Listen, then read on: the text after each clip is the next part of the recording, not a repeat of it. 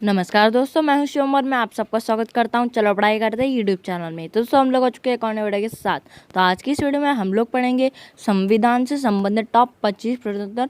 जी हाँ दोस्तों, हमने जैसा कि आपने सुना, हम लोग पढ़ेंगे संविधान से संबंधित टॉप 25 प्रश्नोत्तर को। और अगर आपको इस PDF को डाउनलोड करना है विद आंसर हाईलाइटेड, जी आपको आप जो PDF डाउनलोड करोगे उसमें आंसर हाईलाइटेड होंगे। मेरे वाले इस वाले PDF में नहीं है। तो अगर आपको उस PDF को डाउनलोड करना है तो कमेंट बॉक्स में और डिस्क्रिप्शन बॉक्स में लिंक गिवन है, आप जाके वहाँ से डाउनलोड कर सकते हैं। चलिए दोस्तों, बिना देर करे आज की इस वीडियो को शुरू करते हैं। पहला प्रश्न है, संविधान के किस अनुच्छेद में लोकसभा के बारे में बताया गया है।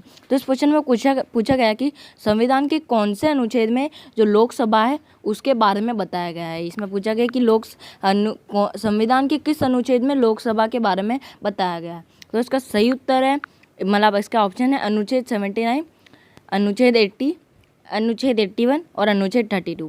तो इस क्वेश्चन का सही उत्तर है अनुच्छेद 81। संविधान के अनुच्छेद 81 में लोकसभा के बारे में बताया गया है। नेक्स्ट क्वेश्चन है, लोकसभा सदस्य बनाने के लिए लोकसभा सदस्य बनाने के लिए क्या योग्यता होनी चाहिए। तो इसमें इसमें पूछा गया कि लोकसभा का जो सदस्य है वो बनने के लिए क्या योग्यता होनी चाहिए। अगर हमको लोकसभा का सदस्य बनना है तो हमें क्या योग्यता होनी चाहिए। ए है भारतीय नागरिक, बी है न्यूनतम आयु 25 वर्ष, न्यूनतम आयु 25 वर्ष। नेक्स्ट है किसी भी लाभ के पद पर न हो, या फिर मानसिक तौर पर ठीक हो, या फिर सभी।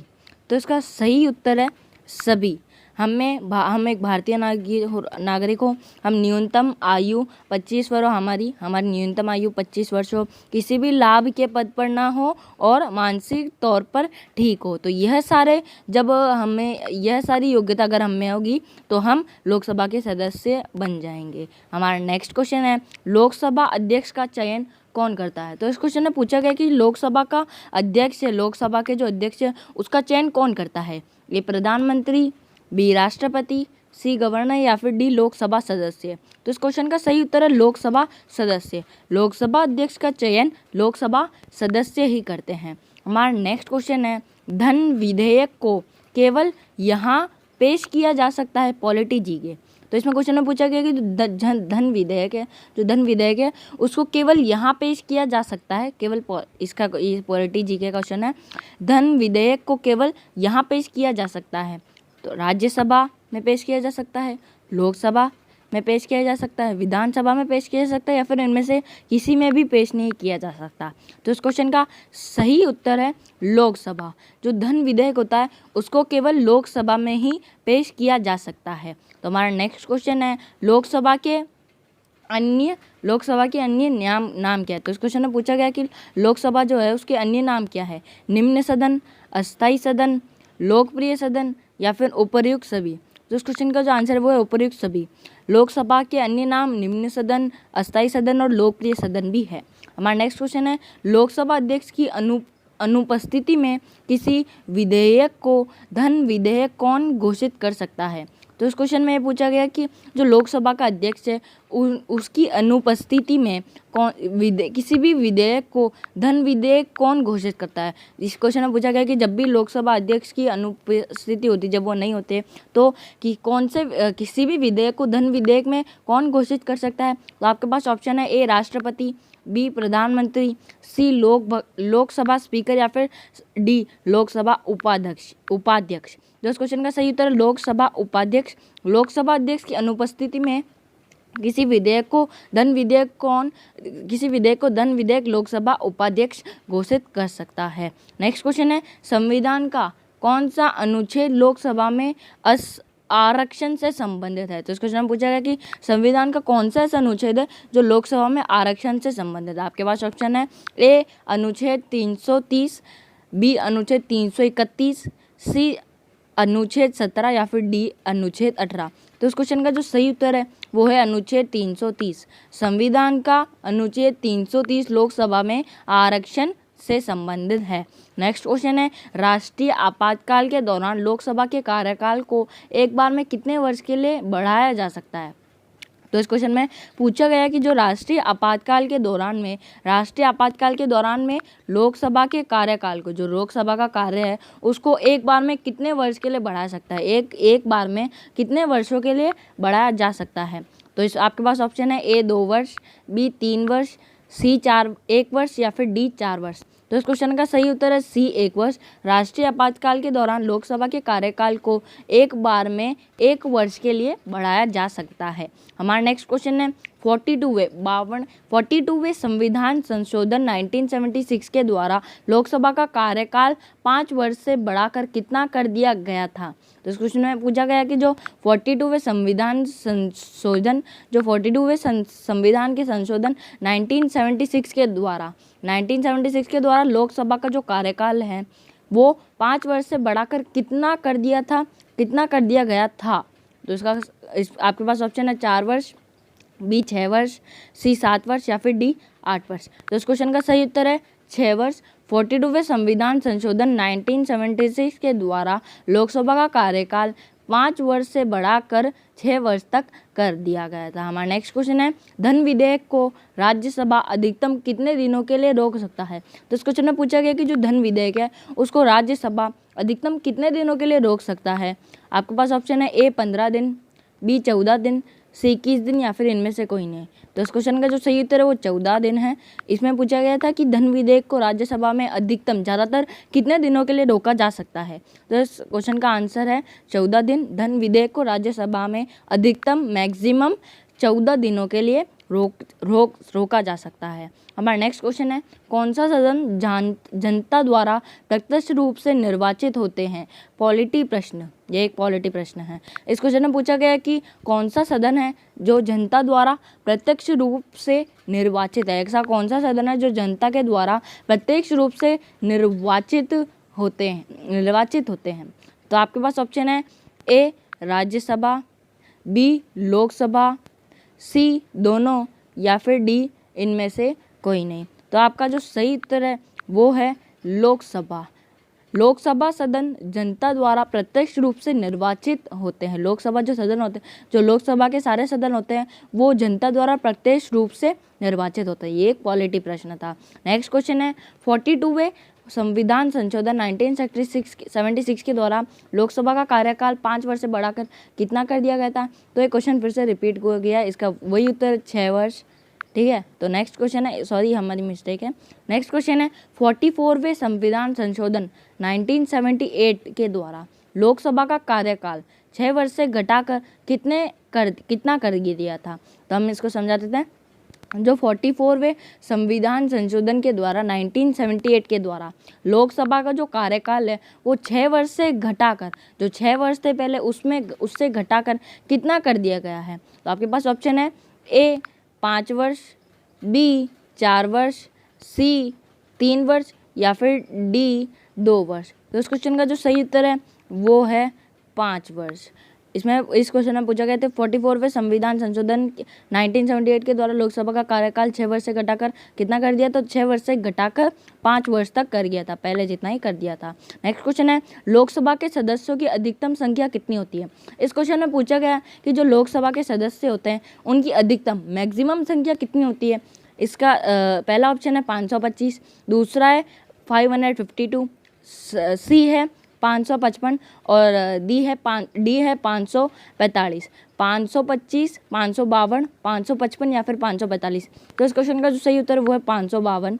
लोकसभा के सदस्यों की अधिकतम संख्या 552 होती है। जो मैक्सिमम संख्या होती है लोकसभा की वो है 552। ठीक है, नेक्स्ट क्वेश्चन है किस संविधान संशोधन द्वारा लोकसभा के सदस्यों की संख्या 525 से बढ़ाकर 545 कर दी गई थी। तो इस क्वेश्चन में पूछा गया कि कौन से संविधान संशोधन द्वारा लोकसभा के सदस्यों की जो संख्या है वो 525 से बढ़ाकर 545 कर दी गई थी। तो ये ऑप्शन है 31वें संविधान संशोधन द्वारा, नेक्स्ट है 35वें संविधान संशोधन द्वारा, फिर सी है 44वां संविधान संशोधन द्वारा और डी है 42वें संविधान संशोधन द्वारा। तो इसका जो जिसका जो सही उत्तर है वो है 31वें संविधान संशोधन द्वारा। तो इस क्वेश्चन में पूछा गया है कि कौन से संविधान संशोधन द्वारा लोकसभा के सदस्यों की संख्या 525 से बढ़ाकर 545 गई थी 545 कर दी गई थी। तो 31वें संविधान संशोधन द्वारा लोकसभा के सदस्यों की संख्या 525 से बढ़ाकर 545 कर दी गई थी। नेक्स्ट क्वेश्चन है, लोकसभा में राज्यवार सीटों का आवंटन सन 1971 की जनगणना पर आधारित है। यह निर्धारण किस वर्ष तक यथावत रहेगा? आपके पास ऑप्शन है 2023, 2025, 2030 या फिर 2026। तो इसका सही उत्तर है 2026। लोकसभा में राज्यवार सीटों का आवंटन सन 1971 की जनगणना पर आधारित है। यह निर्धारण 2026 वर्ष तक यथावत रहेगा। नेक्स्ट क्वेश्चन है, लोकसभा को किसके द्वारा भंग किया जा सकता है? तो इसमें पूछा गया कि जो लोकसभा है उसको किसके द्वारा भंग किया जा सकता है। ये लोकसभा पॉलिटी PDF है। आपके पास ऑप्शन है राष्ट्रपति द्वारा प्रधानमंत्री की सलाह पर भी लिखा हुआ है यहाँ पे। नेक्स्ट है लोकसभा स्पीकर, C है लोकसभा अध्यक्ष या फिर D है प्रधानमंत्री। तो इसका सही उत्तर है राष्ट्रपति द्वारा लेकिन प्रधानमंत्री की सलाह पर। तो इस क्वेश्चन का आंसर है लोकसभा को राष्ट्रपति द्वारा प्रधानमंत्री के सलाह पर भंग किया जा सकता है। नेक्स्ट क्वेश्चन है, एक वर्ष में लोकसभा के कम से कम कितने सत्र होने चाहिए? तो इस क्वेश्चन में पूछा गया कि जो एक साल में लोकसभा के कम से कम कितने सत्र होने चाहिए। जो एक साल में लोकसभा के कम से कम कितने सत्र होने चाहिए? तो ए आपके पास ऑप्शन है A1, B2, C3 या फिर D4। तो ये लाइन वाइज हो गया 1, 2, 3, 4। तो इस क्वेश्चन का सही उत्तर वो है 2। एक वर्ष में लोकसभा के कम से कम 2 सत्र होने चाहिए, कम से कम 2 सत्र होने चाहिए। ठीक है। तो नेक्स्ट क्वेश्चन है, क्षेत्रफल की दृष्टि से सबसे बड़ा लोकसभा निर्वाचन क्षेत्र कौन सा है? तो इस क्वेश्चन में पूछा गया कि जो क्षेत्रफल की दृष्टि है उससे सबसे बड़ा लोकसभा निर्वाचन क्षेत्र कौन सा है? सबसे बड़ा जो लोकसभा का निर्वाचन क्षेत्र है वो कौन सा है? तो इसमें ऑप्शन है आपके पास A Delhi, B Ladakh, C Pathankot या फिर D शिमला। तो इस क्वेश्चन का जो सही उत्तर है वो है लद्दाख। जो क्षेत्रफल की दृष्टि से देखा जाए तो सबसे बड़ा लोकसभा निर्वाचन क्षेत्र होता है वो है लद्दाख। सबसे बड़ा लोकसभा निर्वाचन क्षेत्र लद्दाख होता है। तो हमारा नेक्स्ट क्वेश्चन है, प्रथम लोकसभा अध्यक्ष कौन थे? इस क्वेश्चन में पूछा गया है कि जो प्रथम लोकसभा अध्यक्ष थे वो कौन थे? पहले लोकसभा अध्यक्ष कौन थे? सुमित्रा महाजन, VN राव, गणेश वासुदेव, मावलंकार, और D है राजकुमारी अमृता राव। तो इस क्वेश्चन का जो सही उत्तर है वो है गणेश वासुदेव मावलंका। जो पहले लोकसभा के अध्यक्ष थे वो थे गणेश वासुदेव मावलंका। नेक्स्ट क्वेश्चन है, प्रथम लोकसभा की अवधि क्या थी? जो पहली लोकसभा की अवधि थी वो क्या थी? ये एक पॉलिटी प्रश्न है। तो इसमें पूछा गया कि जो पहले लोकसभा की अवधि क्या थी? 13 मई 1952 से 4 अप्रैल 1957 तक, 13 मई 1954 से 4 अप्रैल 1958 तक, 13 मई 1955 से लेके 1955 से 4 अप्रैल 1959 तक, या फिर इनमें से कोई नहीं।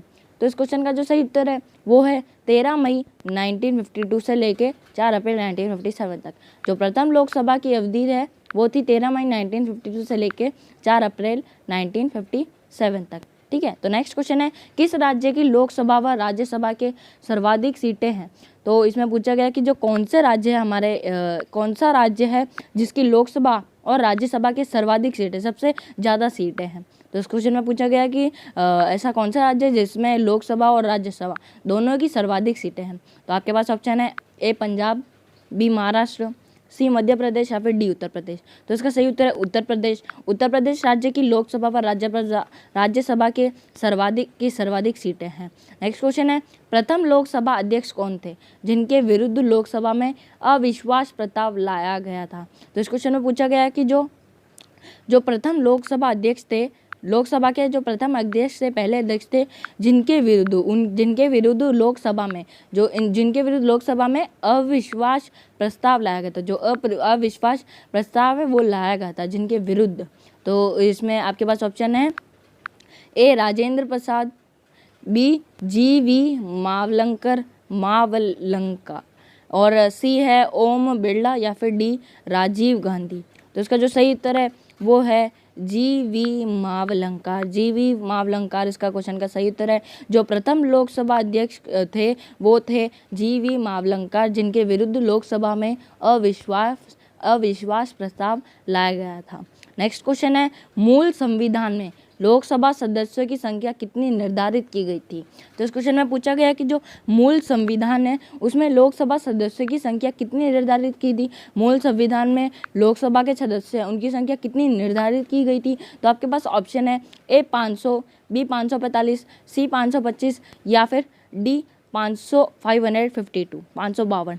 मूल संविधान में लोकसभा सदस्यों की संख्या 500 की गई थी। जो इसका सही उत्तर है 500। मूल संविधान में लोकसभा सदस्यों की संख्या 500 निर्धारित की गई थी। और हमारा नेक्स्ट और लास्ट क्वेश्चन है, सरकार के खिलाफ अविश्वास प्रस्ताव कहाँ लाया जाता है। तो ये पॉलिटी जी के PDF है, ठीक है।